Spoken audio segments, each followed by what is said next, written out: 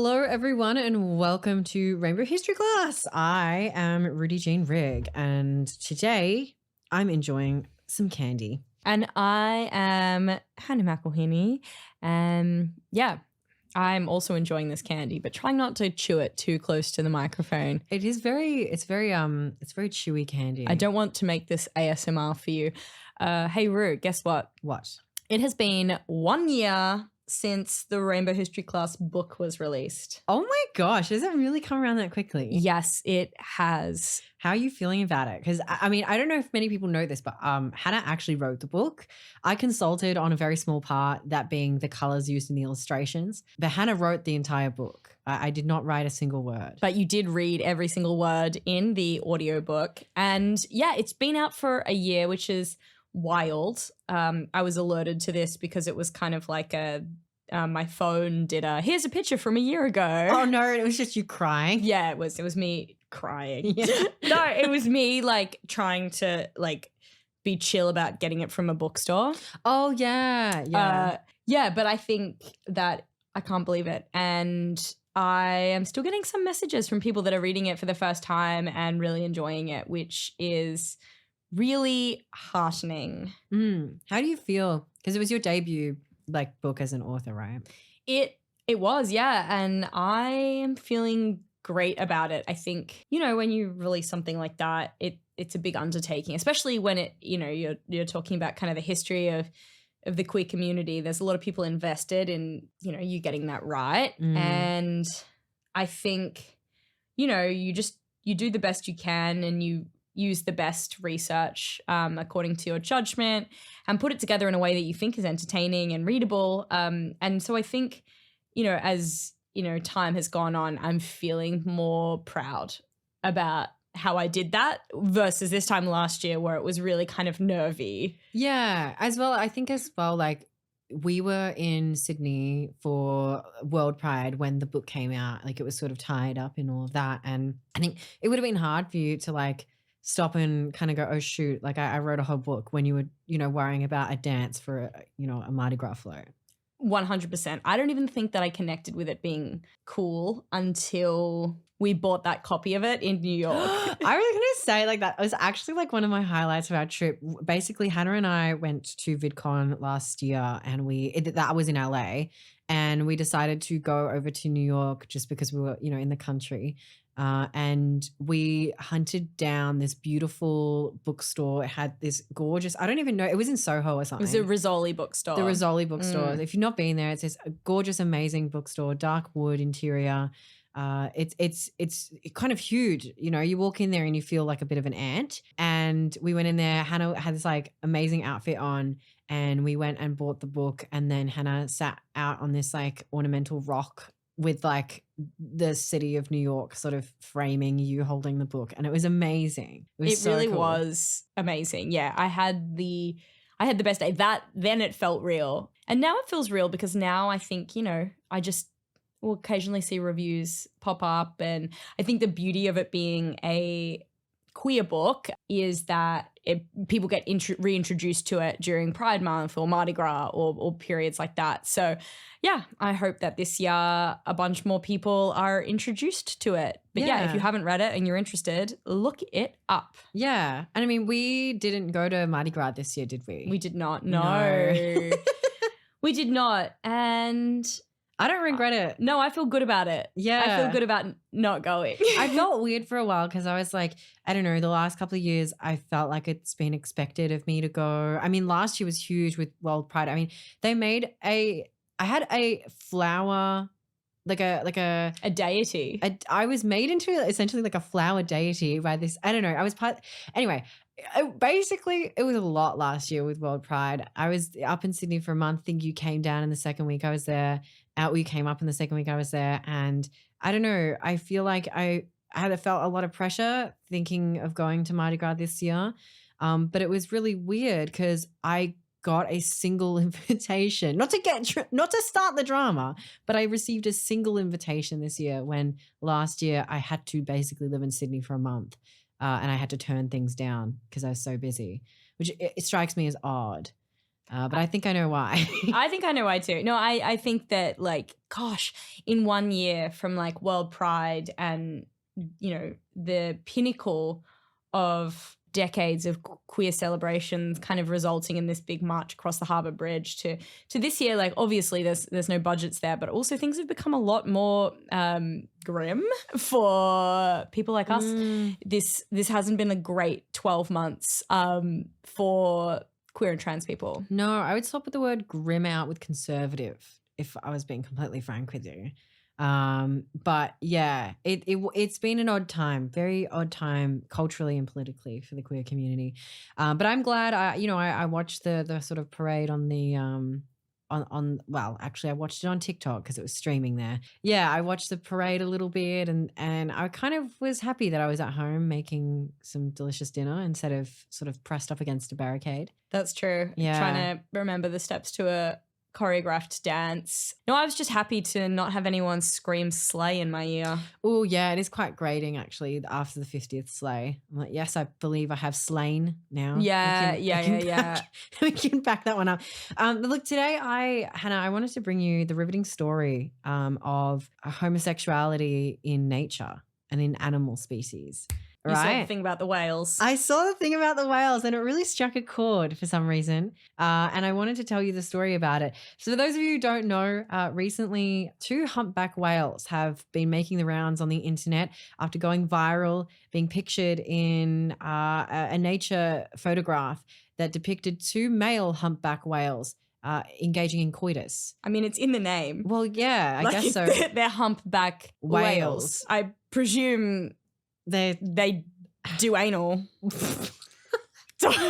Did you not I didn't expect you to say that.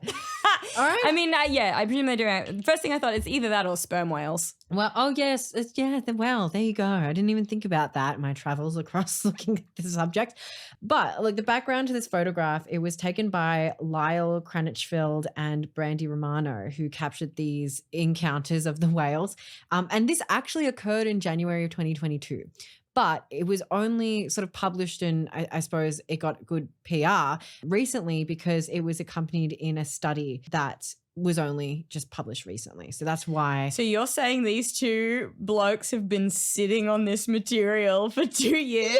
Yes, they have known. Well, I suppose a small community of people have known that whales were engaging in gay sex. Or, I presume the people that named them humpback whales had some idea. Well, maybe, but it was only really brought to light. And what's interesting about this, I should say that the reason that everyone's popping off about these 2 male whales having sex is because it was the first time that it had been captured or observed. And so that's why it's a picture up of them. It just looks like they're doing a nice little dance in the water.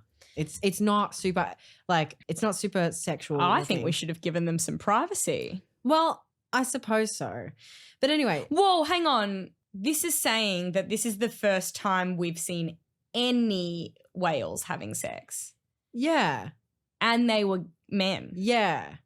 Okay. Yes. Well, see, I got caught up in the gay part of it and I forgot just the non-gay part of it. Like, it's pretty wild. I mean, I suppose like maybe whales are really good at being private about their sex lives. I don't blame them. That's true. They're, I mean, like what? They're size of like a couple of buses. So that's amazing. Probably hard to keep that private, but I am surprised that it's taken us this long to observe how they procreate. But nevertheless, I guess it's not really procreating what they're doing. Well, yeah, that was very heteronormative of me, I will admit.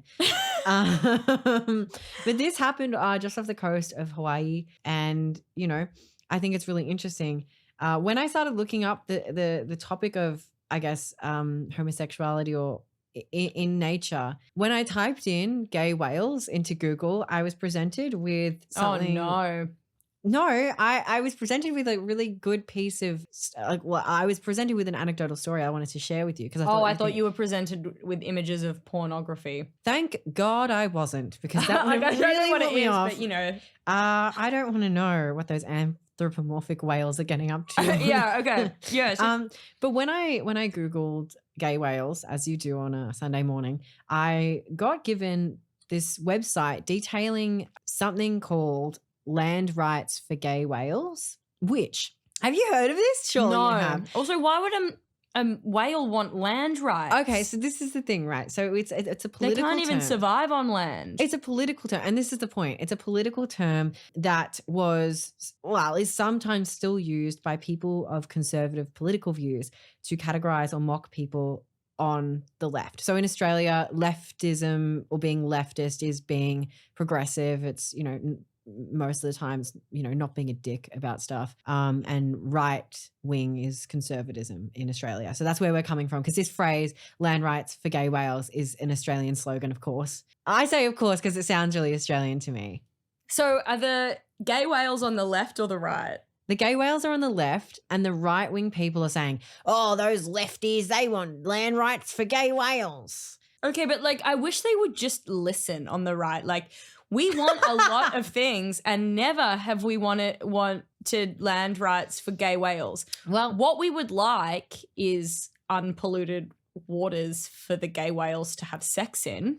and I've always said that. Right. But I just think they need to listen. It's not land rights, okay? Well, is it technically land? Because, you do have water, but underneath the water is a plate land. of land. I've always wanted that. It is. And when does something go from land to sea? It's gradual. And at what point of climate change are we going to change the delineation between land and sea? Or is that an ever-changing thing depending on the tide? And when it comes to the whales, I'm just not sure. Well, that's the thing. Yeah. I wonder if they listened to the whales on sonar. Oh, when they were having sexy times? Just to see what they were saying. Yeah. I wonder. Probably not in the moment. They were too shocked. They probably didn't know what they were looking at. They're probably just going, we're here, we're queer. Get used to it. That's right. Yeah, exactly.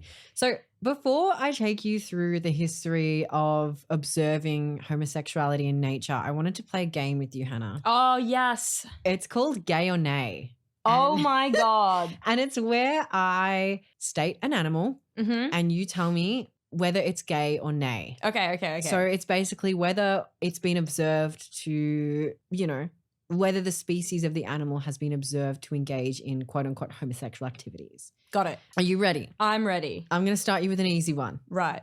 An orca. Yeah. Big time. You have to say gay or nay. Oh, sorry. It doesn't count. I can't say big time. Gay. Okay. Do you have any reason for that? Well, they're a member of the whale family, aren't they? Yeah, that's why. Yeah, well, kind of. Even though they're technically dolphins/porpoises, but then dolphins/porpoises are technically whales. So wow, I didn't know you knew that much about whales. Dolphins were a special interest of mine. Really? For many years. Wow. Would you? Okay. I know a lot about the differences between the bottlenose dolphin and the common dolphin. Okay. Well, can't wait to go to the aquarium with you. I'm fun at the aquarium. Okay. All right. Next one. A raven. Oh, nay. I reckon they're asexual. Oh, that's okay. All right. Okay, next one. We're going to look at the fish category now. Salmon. Salmon are lesbians. Oh, okay. I'd agree with that. I reckon. Okay. I just reckon, I reckon that they just give me a lesbian vibe.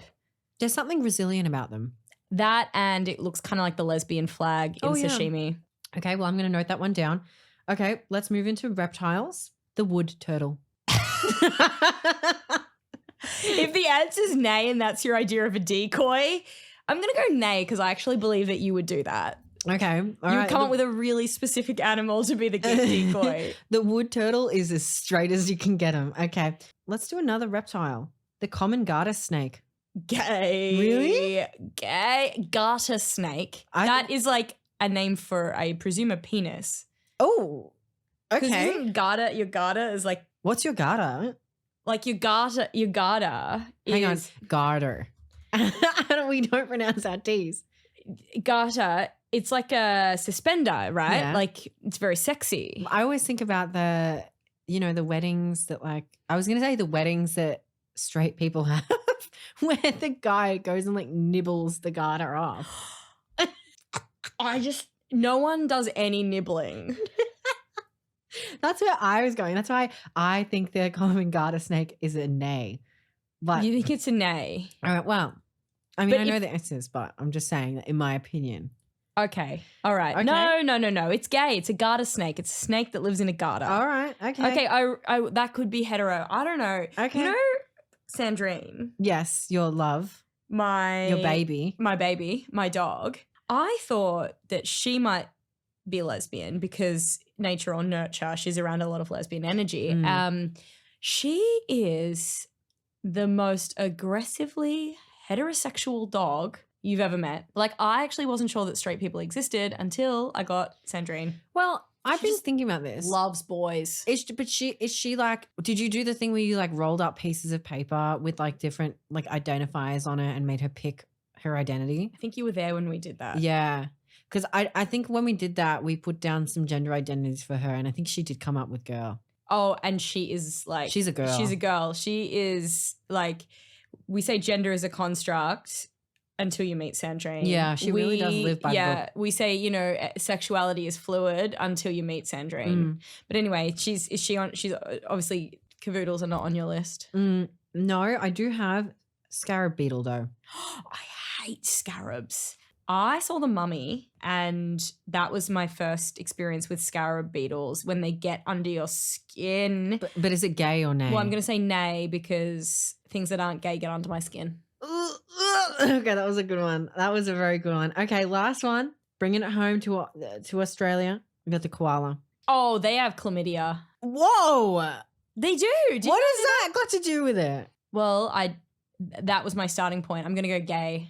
What? Gay people have chlamydia, Hannah? Is that what you're saying? I just reckon that like the amount of chlamydia that the koalas have suggests that they're very sexually fluid, and I can't imagine that they would restrict themselves to just one subset of their population. Okay. Well, you really talked your way out of that one. Koalas. Yeah. Gay. Gay. Okay. Well, the whole game was a ruse because all of those animals demonstrate homosexuality in nature. So you didn't include penguins or seagulls. Well, you would have known, and that would have been too easy. Oh, so true. So there you go. Yeah, all of those animals, plus many more, have exhibited homosexual behavior in, you know, their natural spaces in the environment. In fact, I knew it. Like over 100 and, wow, hang on, this is math, so I'm really bad at it. 1,500 species have been said, you know, and studied to have exhibit being gay in nature, which is crazy. And I say in nature because now I want to know which the straight animals are. Well, that's the thing, and I tried to look it up and you can't find it because people are only really documenting. That is such heteronormativity, isn't it? Because it's just like no one is cataloging the straight animals. It's just that the gay animals are odd, but there's actually heaps of them. So I think we need an inquest into, I'm like straight pride. Yeah. For animals. Yeah. I mean, look, you can have a badge that says land rights for straight koalas if you like. Thank you. Can I borrow your badge maker? Absolutely. But yeah, look, as I said, there is, you know, a lot of studies that say that, you know, upwards of 1,500 species exhibit gay behaviors. And these behaviors are found in all major types of animals, which include birds, reptiles, fish, arthropods, mollusks, and of course mammals, and which means humans. Yeah, but I'm interested in the mollusks. Well, we're not going there today because they're kind of creepy. Okay. Yeah. Yeah, fair. But these observations were being made way back as early as the 1700s. But it was in 1911 that George Murray Levick, who documented homosexual behavior in penguins at Cape Adare in Antarctica. Wow, that's really hard. Oh my gosh. Like our neighbors. Yes. So this guy, he saw these penguins basically, you know, being gay, and he called them depraved. He said it was depraved, and it was said that the report that he made about these gay penguins were too shocking to be released to the public at the time, and therefore it was suppressed. And the only copies that were made available were made privately available to researchers, and they were partially written in Greek letters to prevent the knowledge becoming more well known. I shit you not. Okay, 2 things on that. One, I'm sorry to drop that on you. Greek is a very well-known language. Putting something in Greek is hardly invisible ink. Do you know when they made this this report publicly available? What year it was? 1981. 2012. No! Yes. right? But around the same time, so go back to 1911. So when when this guy George Michael was, sorry, not George Michael. George Murray. I'm completely lost on this. George Murray, not George Michael. I will not So when George Michael called gay penguins depraved. No. So back in 1911, Levick called these penguins depraved. Okay, so that was happening in Antarctica. But at the same time, a similar time, in 1913, a group of naturalists captured a flock of penguins and took them back to Edinburgh Zoo. And they observed something while they were there. They observed that while these penguins were mating for life, that they enjoyed canoodling on the side, and they'd canoodle with penguins of the same sex. And the zoo director, T.H. Gillespie, wrote in his 1932 journal, when recounting these what were called sexual triangulations, that these penguins enjoy the privileges not yet permitted to civilized mankind. Okay, all right. What's this guy's name? Gillespie. Well, I don't know how to pronounce it 100%, but I think it's Gillespie, yeah. Yeah, Gillespie. Gillespie called same-sex canoodling a privilege. Was Gillespie himself a canoodler? Well, we would never know, would we, based on the standards that they were operating under at the time? Because basically that report is like, how come they get to do that and we don't? Is that... Well, that's basically what he was saying. He just kind of was like, wow, their society's not collapsing. Damn, that sucks to be me, I guess. I guess so. Like, I think that's what he was saying. So, that was at the same time that the So people obviously Antarctica was the original fire island. Well, yeah, for penguins at least. So on the same penguin trail in 2000. Hang on. I just looked up Antarctica gay just to... Oh, did you? Yeah. Okay. I don't know why. Did you know that homosexual activity in Antarctica is illegal? Legal? Legal. I didn't actually know that, like, who runs it. And they don't have Antarctica Pride. Antarctica is actually... I think it's technically a no man's land. Well, no man's land in that there's like a treaty with like 17 countries. Yeah, if you're in Antarctica and you're a gay man, you can donate blood. Wow. Well, we know where we're going to donate blood. Not to say that Antarctica is a gay oasis, but it appears to be a gay oasis, which obviously explains why the penguins are there. Well, yeah, I mean, it needs to be added to travel lists for sure. And they recognize non-binary genders in Antarctica. Oh, what a dream. What a dream. I can check ships. No, I don't really want to go to, what is it, Drake's Passage? I don't want to go through that thing. What do they do? Drake's Passage. What's that song? I was going to be like Hotline Bling. No. But yeah, right. Okay. So thanks for derailing. Back on the penguin train, I do want to mention two viral penguins that took the world by storm in 2018, Sven and Magic. I remember Sven. Yes. Did you meet him personally? No, but I remember feeling like connected. Yeah. So Sven and Magic are two male Gen 2 penguins who adopted an egg after bonding and creating a nest at the Sea Life Aquarium in Sydney. And this is because the enclosure, the humans that looked after the enclosure for the penguins saw that Sven and Magic had made this nest, had bonded, and they were like a pair and they were like dating, obviously had like a great life together in this enclosure, mind you. And so they had like an abandoned egg, and the people gave the egg to the penguins to see if they... Wasn't there some kind of lesbian penguin drama as well? I don't know about that. To be honest, I just got on like a bit of a straight line. Okay, I feel like there was some penguin drama, but... Well, yeah, surely. Yeah, okay, so they gave the abandoned egg. And yeah, and they hatched it, and they have a beautiful family, and their child is called Svenjic, which is like magic and Sven together, I guess. I mean, like penguins... obviously make loving fathers, but I don't really know if they're that creative with names then. Maybe not. Maybe they should have just gone with like a glottal, like... Maybe that would be better.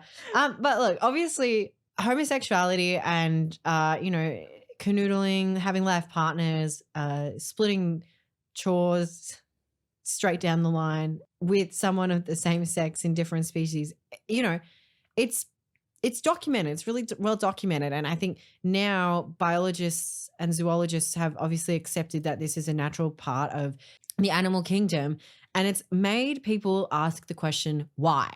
And the reason people are getting so hung up on why are there instances of homosexuality in nature is because the whole premise of evolution is based on, well, Darwin's version of evolution. And that is that Darwin's version. yeah, so the Darwinian, have you never like studied this? No, I have. I just thought it was like kind of a scientifically accepted fact rather than like this guy Darwin's got a version. I mean, there's always going to be people who like, you know, disagree with the way something's done. You know, I'm, you know, but like for those who don't know, okay, the version of evolution that is most widely accepted and used is Darwin's theory of evolution, which states basically that in order to evolve and in order to survive as a species, one must continually be evolving with the strongest genes, with the strongest traits, so as to survive the environment in which they are in. Right. So being gay doesn't really fit into that theory of evolution because people have historically seen having sex as a means to an end to procreate. So being gay and having sex with someone who you can't procreate with in the realm or through the paradigm of evolution doesn't really make sense as to why it still exists today as a prevailing quote unquote gene. Like I get that, but I also then wonder if all of these like, you know, people that are having these discussions and wondering why do they ever enjoy sex? Like, well, that's the thing. Like, you know, I think we know better now, but if you look through it, like through the pinhole view of evolution, people who are really set on like, you know, proving hypotheses through this would say that there must be another reason as to why homosexuality exists in nature, if not for procreation.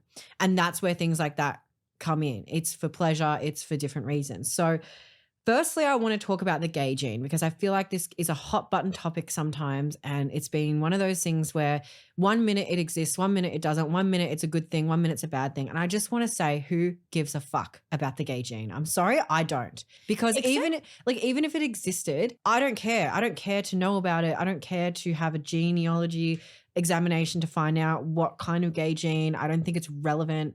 I don't think it matters. Well, I definitely don't want anyone to be able to identify it because that kind of opens the doors for eugenics, you know, like yes. I don't want to give people the option to say I don't want a gay kid. Yes. So obviously that's terrible. But on the gay gene, I think like I have no knowledge about this. I should caveat it. But it's interesting that in my family, each generation has one gay person. That is very interesting. And that person usually is the one person in each generation that has curly hair. I want to ask more prying questions, but I'm trying not to care about the gay gene phenomenon. I think you're I think I could get you on board the gay gene. I'm a gay gene truther. All right, fine. No, I don't really know or care either. Yes, but listen, that's really all I want to say about the gay gene because I feel like once you start talking about that, the topic kind of gets a bit derailed. So I just want to say that when I'm telling you about why people care about homosexuality in nature, there is a portion of people who are down this like hellbent road of trying to figure out if there's a gay gene and how that impacts evolution and what that means, right? Yeah, like they might think that there's a gay gene which is population control or something like that. Well, yeah, something like that. So that's one thing we've talked about a little bit, but let's go and explore something else, which is why animals may be engaging in homosexual behavior for reasons other than procreation, which is, I think, where the most interesting story is. I wanted to talk about a couple of things. And the first thing I wanted to talk about is one of the most prevalent biologists in the latter part of the 20th century was this guy called Bruce Bajmil, and he made this book that contains studies and it talked about homosexuality in nature called Biological Exuberance. It was published in 1999, and he said that biological exuberance is a wonderful phenomenon. Exactly. And he said that in his opinion, through his studies, homosexuality was seen in nature because it offered things like better cohesion in social groups, the lessening of tensions, and in the example among bonobos, which are a form of ape, I believe, it helped like keep the group together. It was just like kind of, it released, I suppose, social tensions. It helped social dynamics form or break apart. It was sort of one of those things where it was probably done for pleasure in some instances. Like it's kind of like besides the point. Well, I mean, I guess that was the rationale among pirates, and matelotage was the idea that encouraging, sexual unions between men, between pirates on board would like reduce tension among the crew and make, lessen the possibility of mutiny or, other unrest. So I think like there's actually, same with armies and things like that throughout history, it is kind of suggesting that allowing people to have gay sex, it does make for a better society. Yeah. And so what's interesting about this book, Biological Exuberance by Bruce, was that in 2014, when Uganda made their Anti-Homosexuality Act, a German gay dating website sent the president of Uganda a copy of this book because he had made claims that homosexuality was unnatural. And so they sent him this book because it was a book full of studies asserting that homosexuality is natural in the animal world. What I love about that is, first of all, this gay dating site like definitely felt that like it was their sphere of influence, that like, it fell with them to change the Ugandan president's mind and chose this book. It's so specific and thought out, but kind of not rigorously thought out. I mean, I like it. I like they're like, oh, yeah, I read this book last week. Actually, I think this would be really good for the president of Uganda. Let's send it to him for Christmas. Because I think they sent it to him for Christmas, which I think was really funny. But I don't quote me on that because I could be wrong. But that is to say that, yes, there are many biologists and zoologists out there that now assert the claim that obviously animals don't just have sex to mate and to have babies. Like it's obviously pleasurable to have sex. And even if you said, oh, well, it's pleasurable because we have to do it and we're built to make babies. So obviously evolutionary wise, we want to enjoy that experience because it'll make us want to have more babies. Again, I don't actually care. Like I don't think that actually matters as to people wanting to enjoy sex. And it just, I think, goes to show that we are engaging in not just sex as well, can I say, because instances of asexuality do exist in nature. And when we talk about homosexuality in nature, I'm not talking about the act of sex. I'm talking about anything. Yeah, because like often it's kind of like, they'll build a nest together, or they want to raise a baby, or, split kind of duties in a different way. Yeah, totally. It's not just sex. So I'm sorry I took the whole podcast to say that, but that is definitely what I'm meaning here. So I found this interesting, I don't know what you would call it, proposition. Right. By some evolutionary biologists from Yale, Berkeley, and other research institutions that propose that same-sex sexual behavior, okay, so now we are talking about sex, was not actually evolved from heterosexual behavior. So it wasn't as if we started off being heterosexual by default and then, I say we as in the animal kingdom, and then we suddenly evolved, I suppose, to enjoy same-sex activity. They state that we actually function under a model called indiscriminate mating, which is what we might call bisexuality in humans.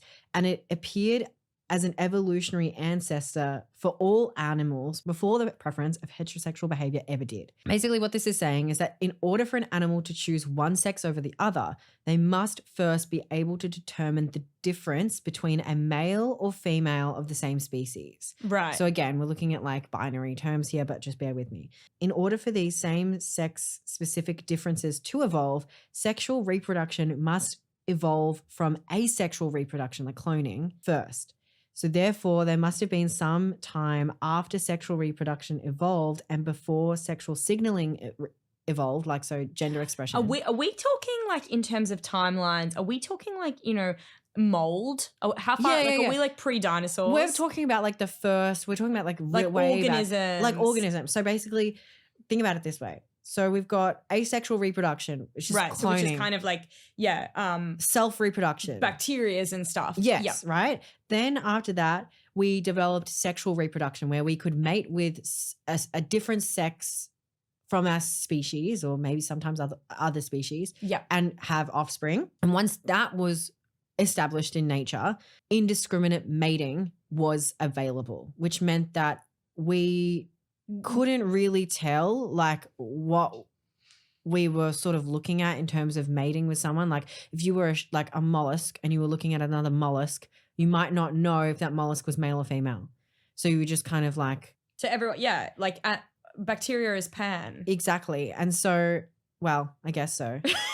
And then from there, we developed signs and signals, like visual signs and signals, to say, hey, I'm a girl mollusk, I'm a boy mollusk, which made it like possible to, I guess, make more informed choices as to who you were going to try and mate and procreate oh my God, with. girl mollusks are so cute. I know. But you know what's interesting though is like I assume that Like, is that making sense? I hope that it's making sense because what I'm getting though is that like obviously there might have been preferences within that, but like anyone that only had a preference for like the same gender or the same sex would by evolutionary standards die out because their lineage wouldn't continue. And I know we're not talking about the gay gene, but I can see how heterosexuality would become dominant. Well, yeah, it became dominant, like, I suppose, and this, I'm just like speaking from what I've researched. I'm not speaking from like an expert perspective, but like, I think it became dominant because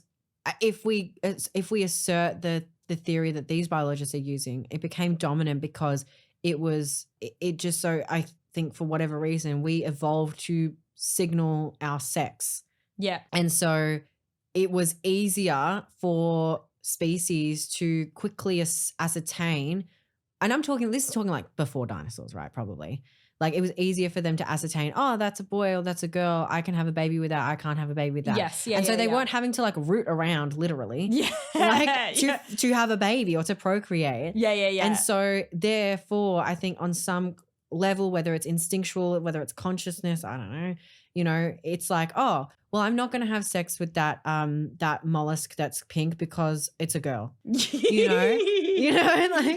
right? Like, I think it just comes down to that. And so therefore it's like evolutionarily, it's evolutionary preferential, not evolutionarily natural to be heterosexual. Yeah. Like, yeah. So I don't know. But then again, like I'm trying to like articulate a highly complex biological theory, and I'm not a biologist nor a scientist by any means. So if you've not understood a word I've said in the last 10 minutes, I don't blame you because it's probably me. Like, I think no, but it is interesting because I think you're just talking about kind of like what is defined as natural, and there's like the social element to that. Yes. And then there's the biological or physiological element to that. And I think there's like, evidence to suggest that from the social perspective, yes, same-sex relationships in the animal world, natural insofar as they perform a function within communities of different species. And then you've got the physiological thing, which is what you're explaining, which is kind of like what is that innate biological urge to kind of procreate and how we go about doing that. Yeah. And look, I've taken you down a bit of a rabbit hole, void, pothole down a road situation, the gay whales at the top of the episode. But I think it is really interesting when you start like opening up these little cans of worms. And I do want to finish the episode out by or girl worms. They're just worms, Hannah. All right. I don't know how those bad boys get it on, but I don't want to know. But anyway, sorry, I just started thinking about duck penises. Sorry. Anyway, what I wanted to finish out the episode on was not duck penises.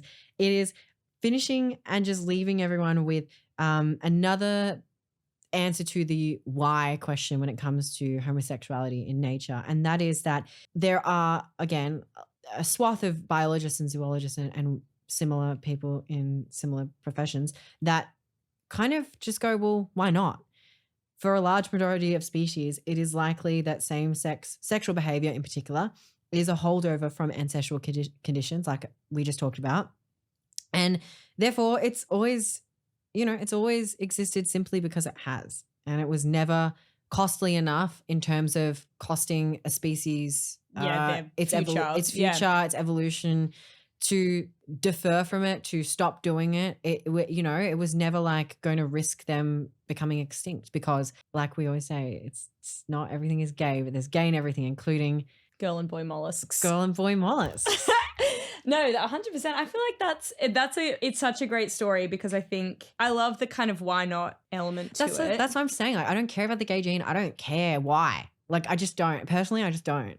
I don't know. I feel like, though, there is something, social side of things, because I do think if you've got a cohesive group, I'm thinking like, animals that survive by being in groups. If you have a cohesive group, then you are more likely to be successful against predators. It's communication and things like that. So if you're like in a group of, I don't know, a pack of wolves or whatever it is, and, the relationships that you have and the hierarchy being protected is far more likely to ensure your evolution to the future than, having aggression or not a great kind of cohesive group. So I think the idea that, having same-sex sex as a way to kind of reduce tensions like it was for the pirates is also, an evolutionary source of strength. Yeah, 100%. 100%. And if you're a biologist or someone who's more in the know than me and want to correct me or drop me a line on something I've missed, send us an email at hello@rainbowhistoryclass.com and let me know where I've gone wrong in my little void that I entered in this morning when I found out that whales are gay. And you know what I think as well? If you do happen to be sitting on any other depraved Greek reports into animal homosexuality that you'd like to leak to us here at Rainbow History Class, please do that. We will protect your identity, and we hope that you don't have to keep your gay whale photos under wraps for 2 years. Exactly. And you know what? If you are in Bendigo or surrounds, we are going to do a stand-up comedy show at Bendigo Pride on the 22nd of March. So that's for those of you who are in Victoria. So come along to that. It's going to be a hoot. But otherwise, you can catch us on Instagram and TikTok.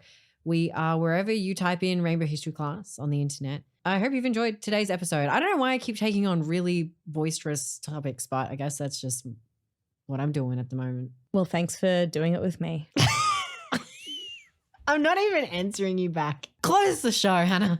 They're good. What are you doing to do the end bit? I thought you did it before. No. All right, I'll do the end. Okay, so as we always say, and as you said, like literally seconds ago, not everything is gay, but there is gay in everything, including the ocean floor.